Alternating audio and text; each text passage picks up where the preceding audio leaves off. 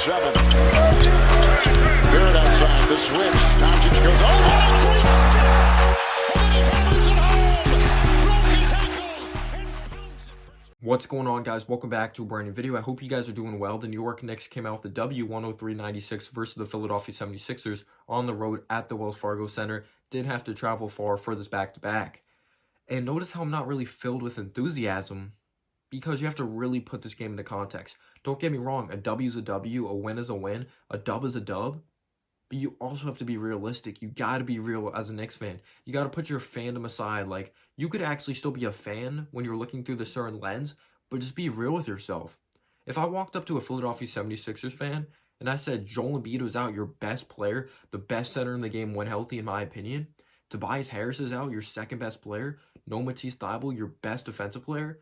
And you guys only lost 103-96 to the Knicks. You only lost 103-96. You kept it close. If I was a Philadelphia 76ers fan, yes, I don't like moral victories, but you're not expecting to win that game if you're completely real with yourselves. What's that show? Your team fought, or at least you think that. And I got to give credit to the Philadelphia 76ers. They were very shorthanded, and they fought their ass off. They fought for Doc Rivers. They fought for 48 minutes of basketball. But at the end of the day, the Knicks had more talent. Yes, they executed down the stretch the New York Knicks.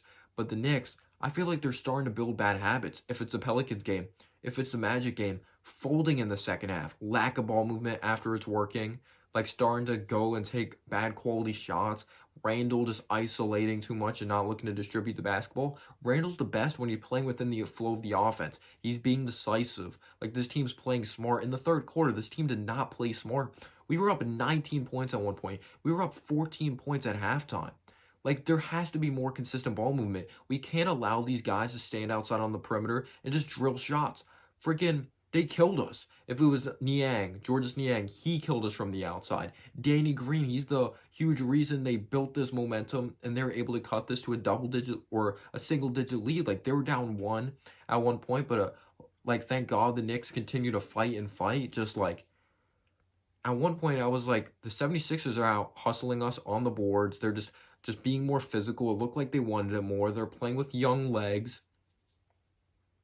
Like, it looked like we're playing down to our competition, and I did not like it. I did not like it one bit. But Andre Drummond, 25 rebounds, that definitely was a big-time concern. By the way, Noel was playing very well at the beginning of this game. It sucked seeing him go down with that knee injury. Danny Green obviously didn't intentionally try to hurt him. He fell into his knee after crashing down. He didn't mean to. I hope Noel has a speedy recovery. You hate to see players go down with injuries.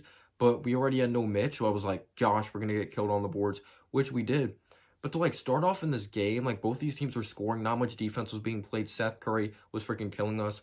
Eventually, we did make solid adjustments, like, when it came to Seth Curry. By the way, Korkmaz killed us as well. Like, he was cooking RJ at one point. Like, his bag got a lot deeper. You got to give credit to Korkmaz.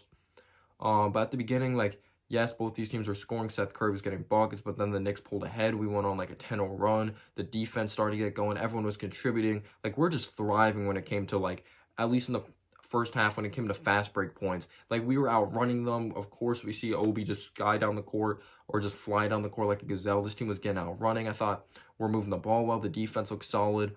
At one point, the Sixers didn't score in like 5 minutes. Like, the three-point defense looked solid, but the third quarter, man, the third quarter was just awful. After being up 14 points, like, I thought we played well in the first half. I thought Fournier shot the ball well. Like, overall as a team finishing out this game, we didn't shoot it well statistically from the outside. Like these last few games, we really struggled shooting the ball. But I liked how we were aggressive driving to the hoop. Like, we rebounded well.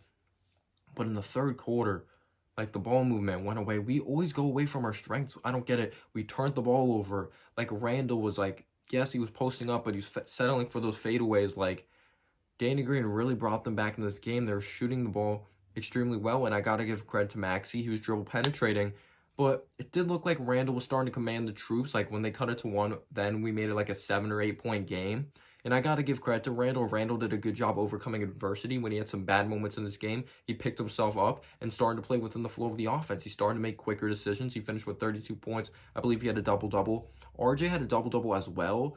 Like, RJ was not that great in this game, if I'm being real. And people think I hate RJ. I give RJ credit when he plays good. I say he has to be better when he's not playing so good. And I thought RJ, I didn't like the way he attacked the basket. I thought he was kind of soft driving to the basket, predictable at times, like just going up straight on Andre Drummond, like no pump fake, just no finesse, like on this one possession.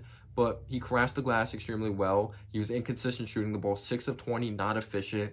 Wasn't the greatest on defense. Like, this team needs to be better guarding the three-point line. We really do have to be better, and we got to be smarter with the basketball. We just were flat out just not smart with the basketball. But someone I have to give credit to is Emmanuel Quickly. Emmanuel Quickly looks like he's broken out of his slump. He hit some big time shots down the stretch. He had a beautiful pass to RJ, which was a huge three in the fourth quarter. Alec Burks had a huge three in the corner after a great pass by RJ as well. We made key plays happen. Julius Randle just threes like crazy down the stretch, or he scored the basketball like crazy down the stretch. It's just like I'm happy with the W, but just like in this fashion, when these like important pieces are out for the Philadelphia 76ers, like you can't afford to blow leads. You can't afford to have these stagnant possessions offensively, like not scoring for minutes. It was just extremely, extremely frustrating.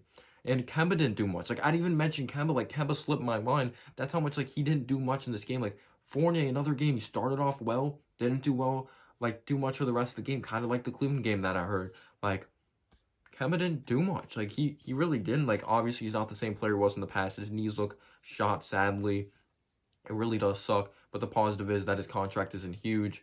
So we don't have to worry about like trying to trade a bad contract. But the New York Knicks came out with the W.